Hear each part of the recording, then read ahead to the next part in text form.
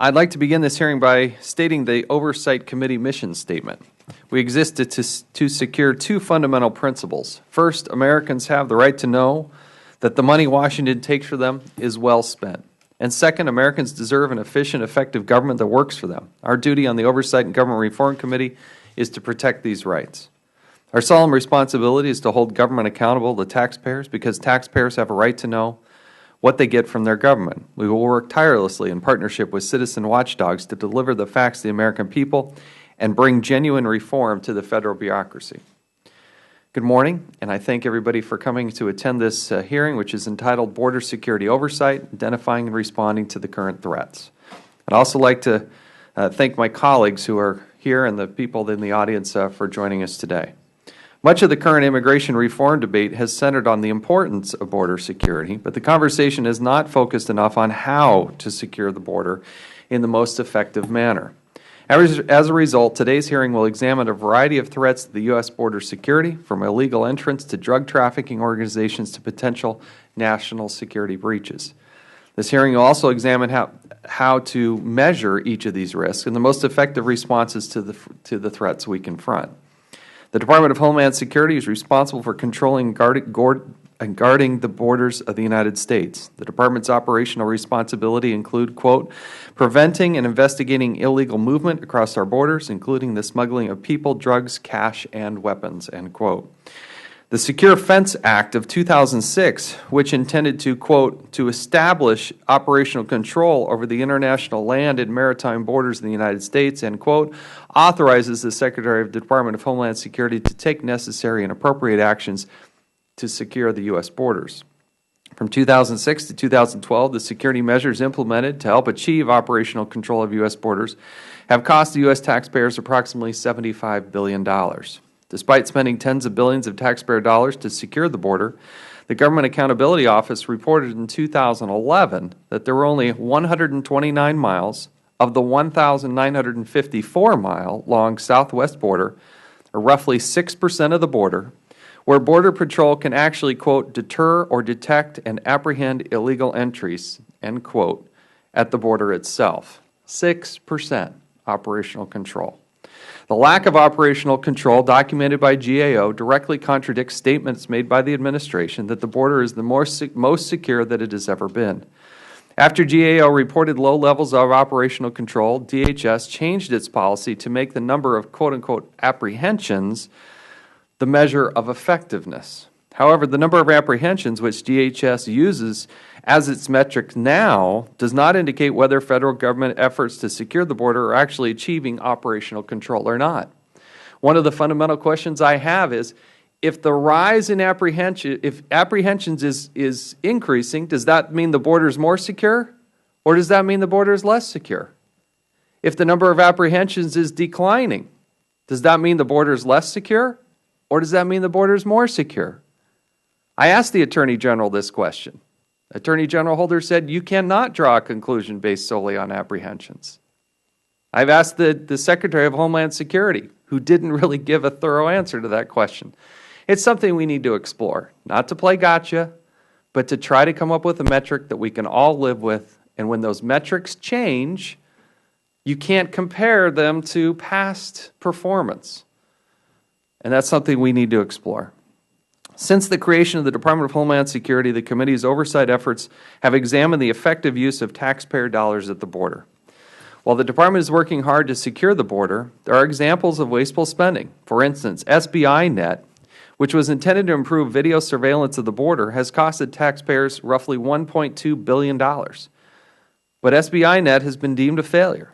On April 2nd to the 4th of this year, members and staff of the House Oversight Government Reform Committee, including myself, traveled to Yuma, NACO, Nogales, Arizona, to assess the federal government's most recent effort to secure the border. I appreciate the men and women that we interacted with there. We had a very productive trip. The committee also visited the Eloy Detention Facility in Arizona. It was briefed by prison and ICE officials. The committee learned that the individuals classified as OTMs. How the department classifies people, OTM stands for Other Than Mexicans, accounted for roughly 900 inmates from 60 different countries out of approximately 1,500 in the Eloy detention facility. In other words, more than half of the people at the detention facility were not Mexicans. They were from 60 different countries. For those that assume that the border problem is simply a problem with Mexico, that's just not true. There's nothing statistical that would support that. And certainly if you look at the detentions, it is a much bigger and broader problem than just people coming north from Mexico. It is a bigger, broader problem. Based on our conversations with CBP officers in Yuma and Nogales and other cities, there appears to be an increasing trend of OTMs moving across the southwest border. A significant portion of OTMs are coming from Latin America, including Guatemala and Honduras, in addition to India and China and other parts in Europe and Asia and other countries. Border Patrol officers on the ground also told the committee about potential problems to our immigration system. For instance, it appears the judicial process for asylum requests and the government's issuance and administration of B-1 and B-2 visas may contain some very serious flaws. During our trip to the border, we also found that the government continues to identify new and emerging threats to secure the border, including the drug cartel's use of semi-submersible vessels and ultralight aircraft and their construction of underground tunnels. Even right in the heart of Nogales, they still recently found another tunnel going right into the heart of the city. Today, we hope not only to discuss these threats, but also responses to some of these risks, including the use of effective drones, strategic placement of troops and others, technology which can successfully be implemented along the border. Whether through technology or Border Patrol agents, we must allocate the necessary resources to secure the border, but in a way that is smart, strategic, and ensures that we do not waste taxpayer dollars. I want to emphasize, and I commend the work and support of our law enforcement officers from the various different agencies. They do amazing work in exceptionally difficult conditions. We cannot thank them enough for their good, hard, diligent work. It is tough, tough work.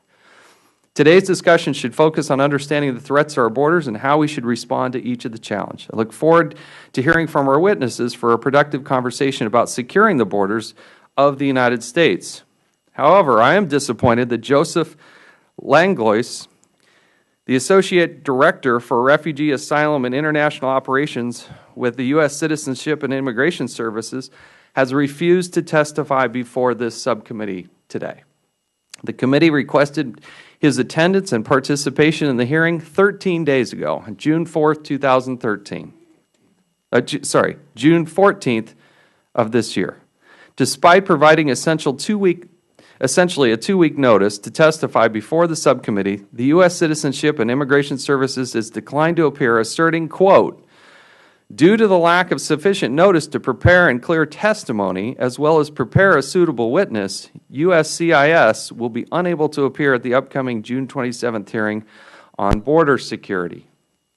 I want to thank the 4 other people from the other agencies who were able to prepare, who did come and were briefed, and who are joining us today. I find it totally unacceptable that with 13 days' notice, that is not sufficient time to prepare to testify in Congress about what you do every day and the job and responsibility that you have for your own department and agency.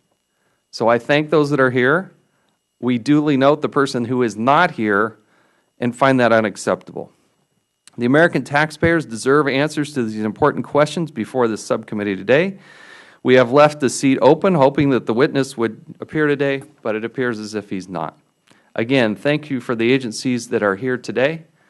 I also want to thank and commend my colleague Trey Gowdy for his work. He is the chairman of Judiciary of the subcommittee that's dealing with immigration. As we move forward in dealing with the problem that is immigration from a legislative standpoint, it is critical that we get the border security portion right. Every bit of legislation, whether it's in the Senate or the House, has always focused on how are we going to secure the border? How do we assure the American people that the border is secure? There has been legislation that was passed in 2006 that dealt with supposedly securing the border and the fence, yet only 6% operational control. Earlier, we passed legislation that would ensure a viable entry-exit system. We have none. That's a problem. We need to discuss that today. So I look forward to the Congress tackling immigration reform. It is much needed. We need to understand what's happening at the border, and we appreciate those that are here today.